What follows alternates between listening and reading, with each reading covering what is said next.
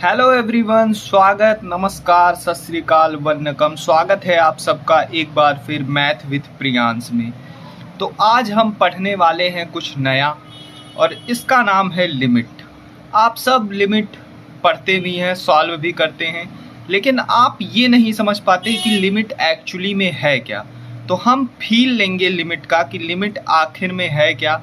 और अगर बात करें इस वीडियो लेक्चर की, जो पहला हमारा लेक्चर है, तो इसमें हम पढ़ने वाले हैं कि फंक्शनल वैल्यू और लिमिटिंग वैल्यू में क्या डिफरेंस होता है। ग्राफिकल अंडरस्टैंडिंग करेंगे लिमिट की कि लेफ्ट हैंड लिमिट और राइट हैंड लिमिट एक फंक्शन की क्या होती है, उसके बारे में जानेंगे।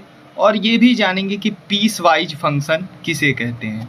सो without wasting our time, let's start this video. So सबसे पहले समझते हैं कि फंक्शनल वैल्यू और लिमिटिंग वैल्यू में आखिर क्या डिफरेंस होता है। तो मानिए एक फंक्शन है f(x = 5x+3)। अब अगर मैं आपसे कहूं कि मुझे f ऑफ 3 बताइए, तो आप इजीली बता सकते हैं कि x की जगह पे 3 को पुट करेंगे तो f(x = 5x+3) की वैल्यू 18 आ जाएगी। अब एक और फंक्शन कंसीडर करिए x² - 9/(x-3). अब इसमें मुझे फंक्शनल वैल्यू बताइए एट x = 3 पे। तो आप f ऑफ 3 निकालेंगे तो x² की जगह 3 का स्क्वायर आ जाएगा और x की जगह 3 आ जाएगा। अब हमें 0/0 मिल गया। और आपको पता है कि किसी भी नंबर में अगर हम 0 से डिवाइड कर दें तो वो तो नॉट डिफाइंड हो जाता है। अब ऐसी प्रॉब्लम जब आने लगी तो हम वैल्यू नहीं निकाल पा रहे थे फंक्शनल वैल्यू कि भैया क्या वैल्यू है उस पॉइंट पे फंक्शन की, क्योंकि वो तो नॉट डिफाइंड आ जा रहा था। अब ऐसी प्रॉब्लम्स को सॉल्व करने के लिए हमें ज़रूरत पड़ी किस चीज़ की? लिमिट की। जी हाँ दोस्तों, लिमिट की ज़रूरत इसीलिए पड़ी क्योंकि कई ऐसे फंक्शन हमें मिले जिस पर फंक्शनल वैल्यू डिफाइन नहीं हो पा रही थी। यानी कि हम ये नहीं बता पा रहे थे कि एट दैट पॉइंट फंक्शन की क्या वैल्यू है। तो हमें ज़रूरत पड़ी लिमिट की और हम ये सोचने में मजबूर हुए कि आखिर उसके आसपास की वैल्यू तो हम निकाल ही सकते हैं। उस पॉइंट पे फंक्शन डिफाइंड नहीं है, लेकिन उसके आसपास तो हम क्या कर सकते हैं, फंक्शन की वैल्यू को निकाल सकते हैं कि भैया फंक्शन की वैल्यू क्या है। अब सबसे पहले बात करते हैं फंक्शनल वैल्यू के डेफिनेशन की। The functional value is actual value of the function at that point. Functional value क्या होता है दोस्त? वो एक्चुअल वैल्यू होता है फंक्शन का उस एग्जैक्ट पॉइंट पे। जैसे हमने कंसीडर किया कोई फंक्शन f(x) है x² + 1। अब f ऑफ 2 अगर हमें निकालना है तो x² की जगह 2 का स्क्वायर हो जाएगा, +1 = 5। अब यहाँ 5 क्या है? 5 फंक्शनल वैल्यू है x = 2 पे। फिर हम बात करते हैं लिमिटिंग वैल्यू की। अब लिमिटिंग वैल्यू क्या है? Limiting value is the value as f(x) approaches as x gets very close to a point whether or not the function is defined there। I know आपको नहीं समझ में आया। लिमिटिंग वैल्यू देखो क्या है। लिमिटिंग वैल्यू वो वैल्यू है कि फंक्शन f(x) अप्रोच करेगा जिस वैल्यू को जब x उसके क्या होगा, क्लोज होगा किसी भी एक पॉइंट के, चाहे वहाँ पे फंक्शन डिफाइन हो या ना हो।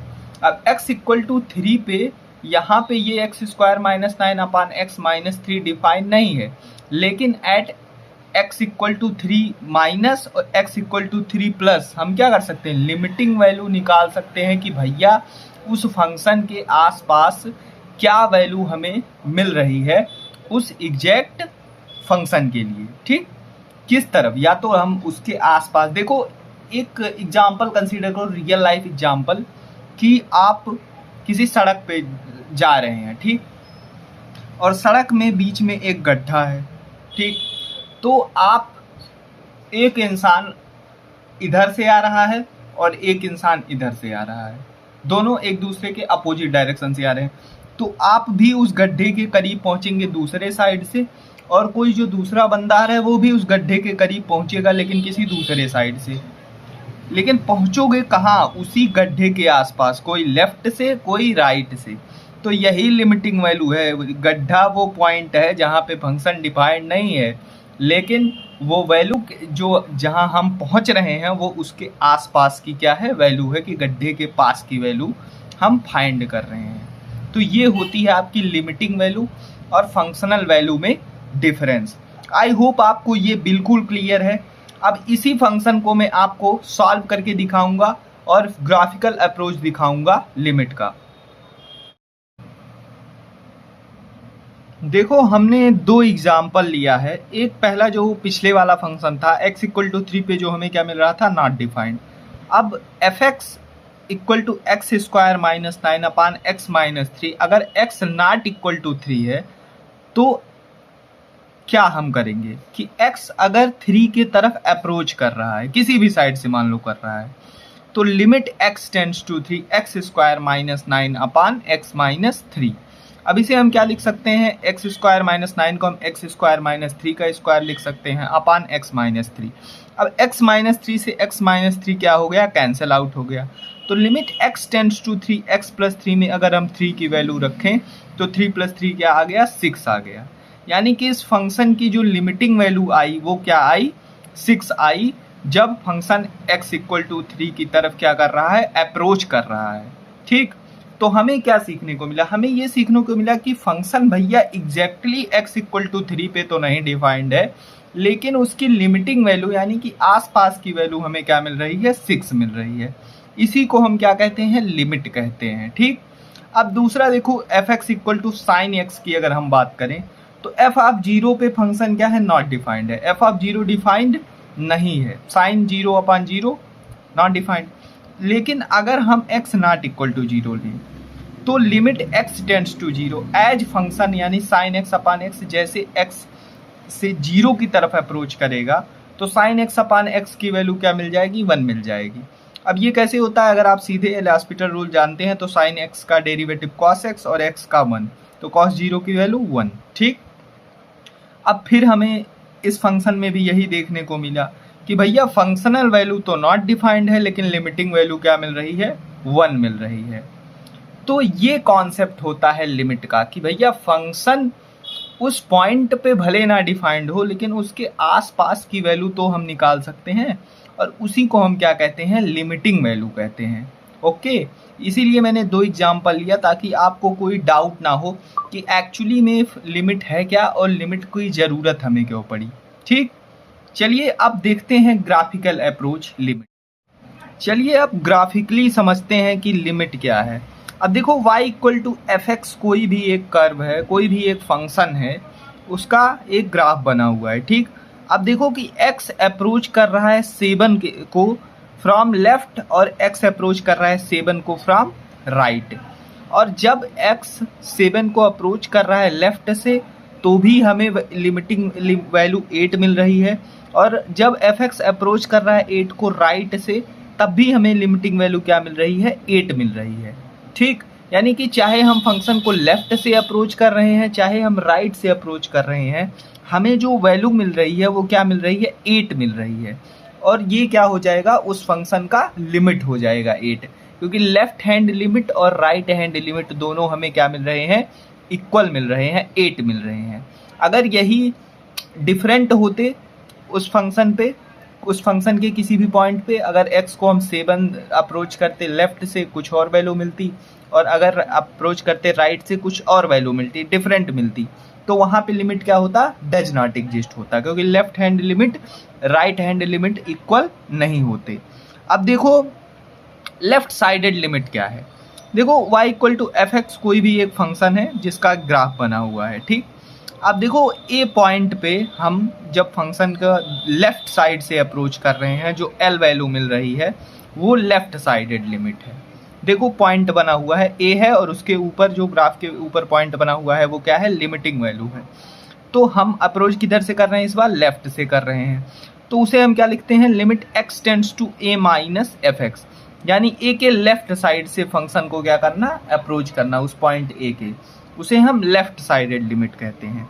Next is right sided limit. अब राइट साइडेड लिमिट क्या है, सेम चीज है, बस फंक्शन को ए के राइट साइड से अप्रोच करना, फंक्शन की तरफ आना, वो क्या हो जाएगा, right sided limit. L limit, limiting value जो पॉइंट पे एग्जिस्ट कर रही है at x equal to a। तो ये होता है लिमिट का ग्राफिकल अंडरस्टैंडिंग। ठीक, कि कैसे जब हम किसी पॉइंट को अप्रोच कर रहे हैं चाहे लेफ्ट से चाहे राइट से, तो क्या जो फंक्शन की वैल्यू उस लिमिटिंग वैल्यू आ रही है वो सेम आ रही है या डिफरेंट आ रही है। अगर वो दोनों साइड से सेम आ रही है तो हम कहते हैं कि लिमिट एग्जिस्ट कर रहा है, अगर वो डिफरेंट आती है तो हम ये कहते हैं कि लिमिट एग्जिस्ट नहीं कर रहा है।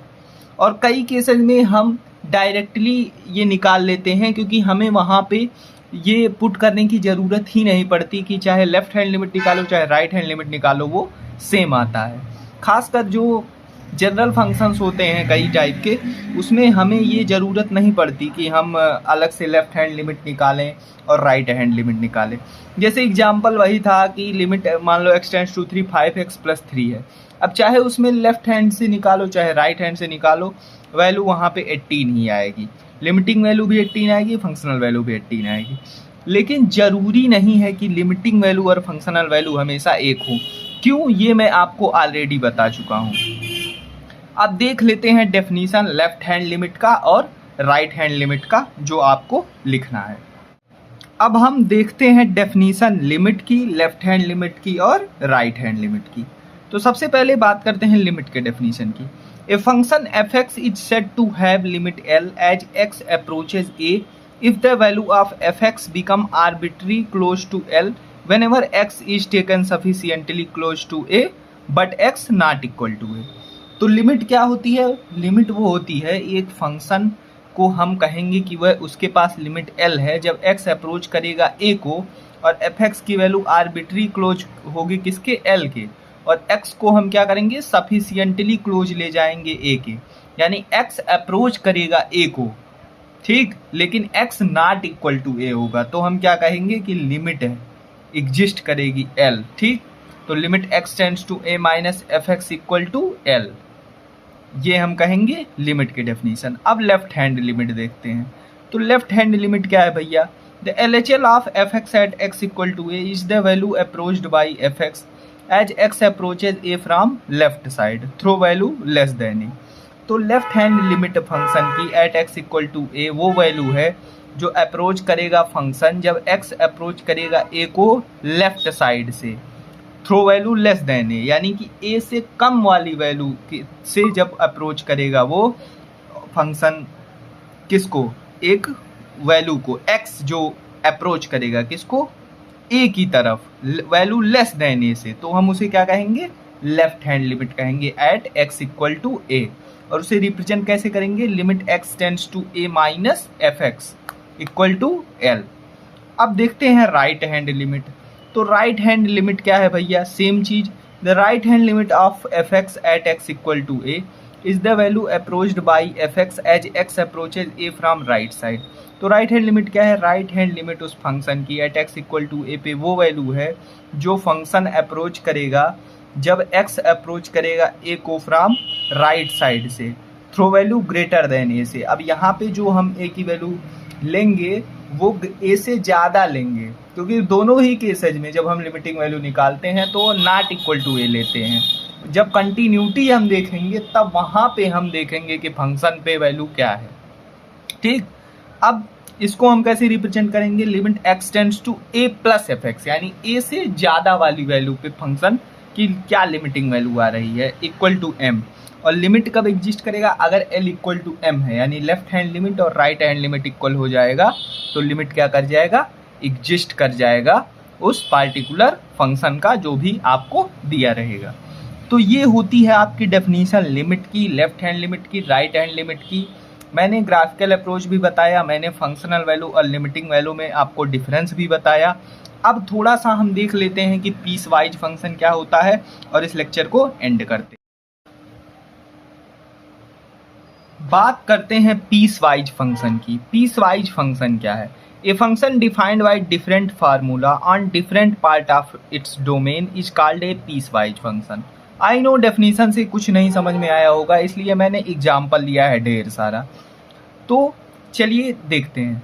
कोई फंक्शन है fx x प्लस 2 अगर x क्या है? लेस देन 1 है, यानी कि x से छोटी वैल्यू जब हम 1 से छोटी वैल्यू लेंगे तो फंक्शन क्या है? x प्लस 2 है। x लेस देन 1 पे क्या है? x प्लस 2 है।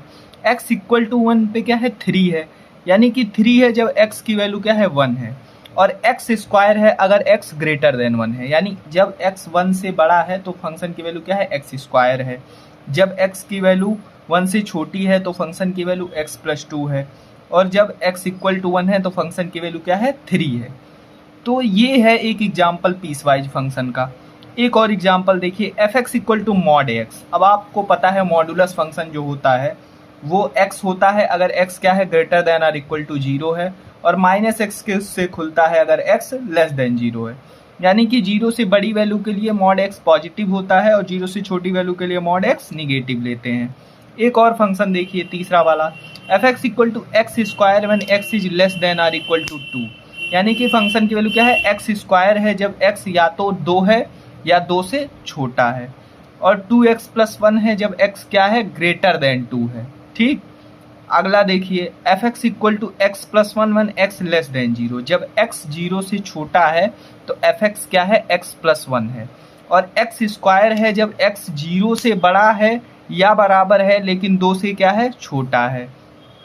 ठीक, और 2x माइनस 1 है जब x ग्रेटर देन और इक्वल टू 2 है। ठीक, कि अगर x 2 से बड़ा या 2 के बराबर है तो फंक्शन की वैल्यू क्या है, 2x माइनस 1। अगर x 0 से बड़ा या 0 के बराबर है लेकिन 2 से छोटा है तो x स्क्वायर है, और अगर फंक्शन 0 से छोटा है तो x प्लस 1 है। ठीक, ये होता है आपका पीस वाइज फंक्शन।